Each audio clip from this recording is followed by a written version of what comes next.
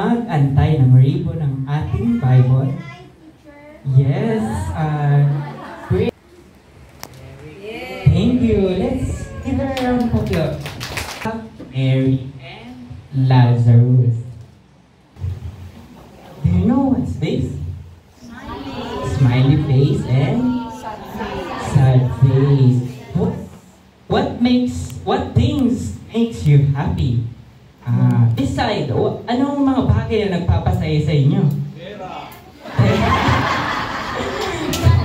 And decide, anong mga bagay na nagpapasaya? Okay. Ngayon, ano naman to? Ngayon, ano mga bagay na nagpakalungkot or kinalulungkot nyo? And decide.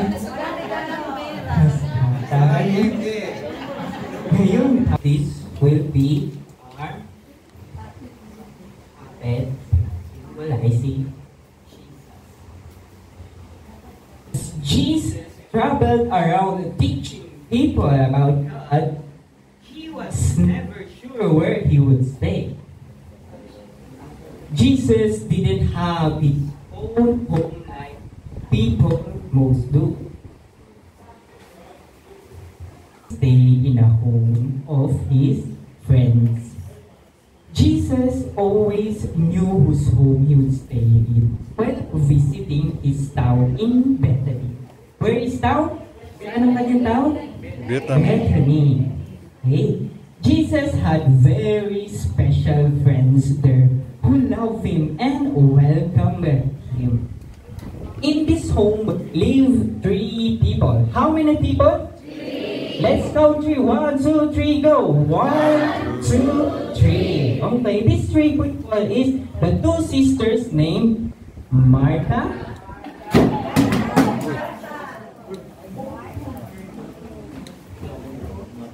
cooking meals for Jesus. And after eating, they enjoyed talking to Jesus and listening him to teach. As you see, they are happy. Became very sick. Jesus and his helpers were traveling in another part of the country. The 2 sisters knew Jesus could come to make their brother well. So they sent someone to find Jesus to come. Their message was, Lord, Lazarus, whom you love, is sick. May sakit daw si Lazarus. They waited and waited for Jesus to come, but Jesus did not come. Lazarus died, and Jesus still had not come. Some of their friends came to comfort them, to wrap Lazarus' body in white grave clothes. Then they placed his body in a tomb.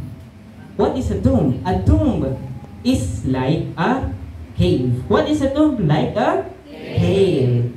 Then they rolled a big stone in front of the opening of the tomb. So let's help them roll the stone in the front. Okay, let's push to the left side. 1, 2, 3, go. 1, 2, 3, push. 1, 2, 3, push. 1, 2, 3, push. Okay. Into Bethany, they were told that Lazarus had been buried in tomb for 4 days. How many days? 4. Let's count 4. 1, 2, 3, go. 1, 2, 3, 4. 4 days. Martha and Mary were very sad. Malungkot na sila ngayon. And Martha cried to Jesus, Lord, if you have been here, my brother would not have died. I know, though, that whatever you ask from God, He will give you. And they all went to the tomb where the body of Lazarus were placed. Then Jesus said, take away the stone. Let's take away the stone. Let's push to the right. 1, 2, 3, push. 1, 1, 2, 3, push.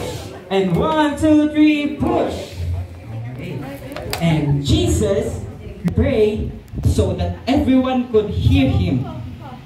Father, thank you for hearing me. I know you always hear me, but I want all people here to know that you have sent me.